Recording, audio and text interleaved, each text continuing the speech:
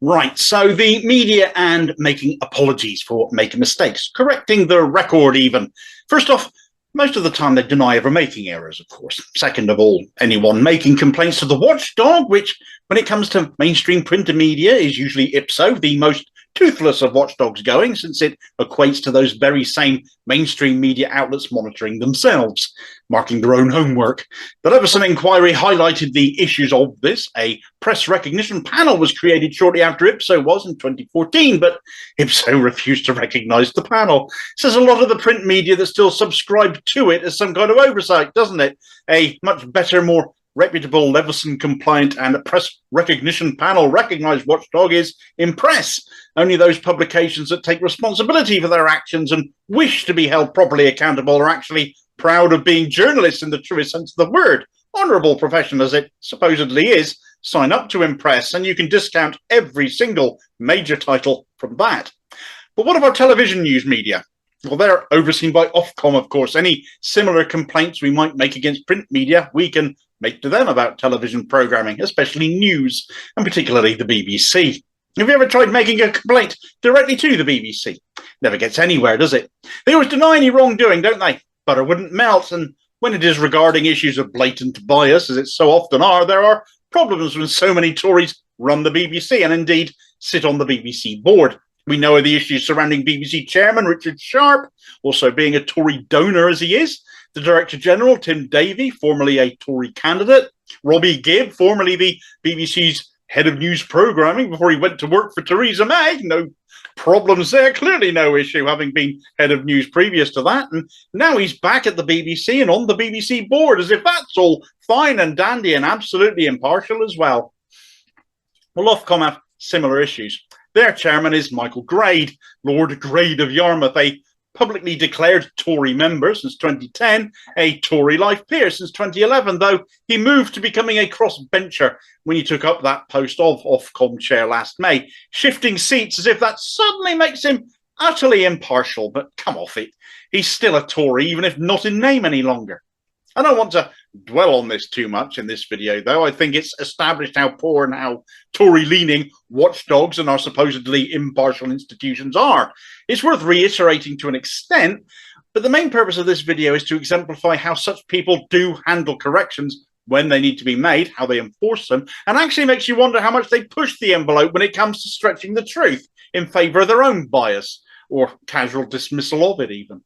Let's take BBC Newsnight back on the 28th of March. You may have seen clips of this floating around on social media in the last few days, simply because when it comes to somebody like Jeremy Corbyn, people will still, to this day, 3 years after he stood down as Labour leader, leap to the man's defence when the establishment media demonstrate how much he and what he stood for still live rent-free in their heads, still terrified of the change he could have brought and the ideas that he introduced that still haven't died, because, let's face it, if you want to kill an idea, you have to have better ones. And when did the right-wing politicians of any party ever have any of those? Anyway, the episode in question, if you haven't seen it, or the clips, are of presenter Mark Urban. Incidentally, he's Newsnight's diplomatic editor. So bear in mind how diplomatic all of this is as we go. He was interviewing Barry Gardner on that particular night regarding the news about Corbyn, which had broken that day, which covered the Labour National Executive Committee voting to arbitrarily block Corbyn from standing as the Labour candidate for Islington North.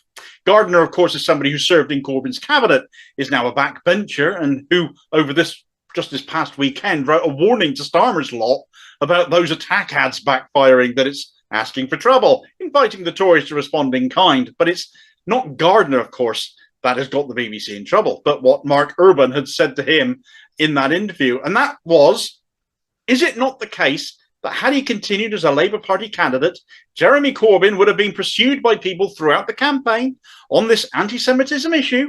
He would have refused to apologise, as he has all the way up to now, and that would have been a distraction from the Labour victory that you would wish to see. It's a narrative we've seen repeated an awful lot over the years, very much in keeping with the ethos of, if you repeat the lie often enough, people are going to believe it anyway.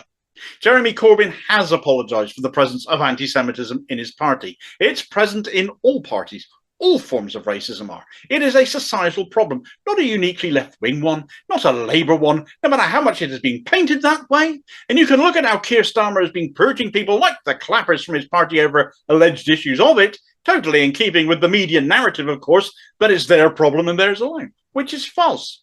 It's a sign Starmer is bowing and acquiescing to establishment interests. The BBC have admitted it was false, though, and did so just this week by putting out a correction, which read, in an item about Labour's National Executive Committee voting to stop its former leader Jeremy Corbyn running as a candidate in the next general election, we referenced the row over anti-Semitism in the party and Mr Corbyn's refusal to offer up any kind of apology for that. We also questioned whether he would refuse to apologise, as he has all the way up until now, if anti-Semitism came up in an electoral campaign. To be clear, Mr Corbyn apologised for anti-Semitism on a number of occasions as party leader, including ahead of a meeting with Jewish community members in April 2018, in 2020 after the Equality and Human Rights Commission, EHRC, investigated anti-Semitism in the party and found unlawful harassment and discrimination.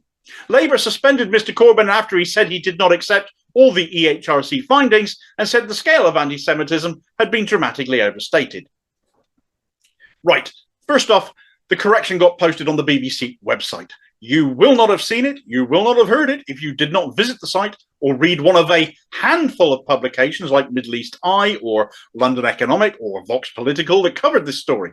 Why is it that TV media like the BBC can get away with hiding its mistakes and that is acceptable? And you have to point to the watchdog on this, and then you see it's got Tories pervading it, like the BBC itself does, and then you realise that this is fundamentally what it comes down to.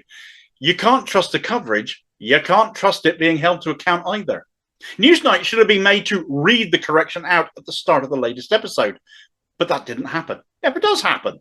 If it happened in print, a correction has to be published as well, but rarely on the front page where, more often than not, any mistaken narratives will have been pushed. But the correction will be in small print somewhere in the middle of the paper.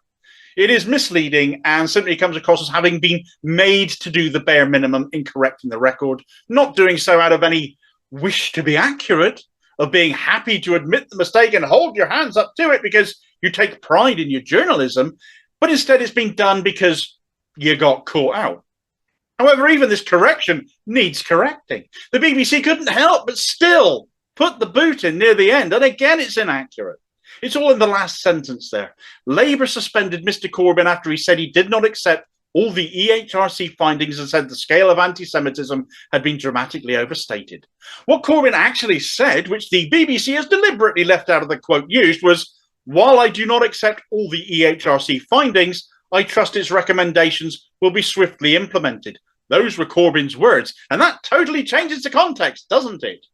Will we now see a correction to the correction? I very much doubt it.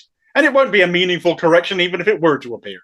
Yet again, all I can say is, as an independent political commentator, is get your news from other independent sources, without the billionaire press baron owners, without the Tory board members, because the small outlets are the ones whose livelihoods actually depend on being honest and having integrity, and where their reputation is the difference between their success and their failure. The bigger outlets, the big media networks, well, their financial interests stem from setting a narrative and pulling in advisors. We all need to be far more scrutinising of the news we're fed and know that if we smell a rat, there's probably a very good reason for that.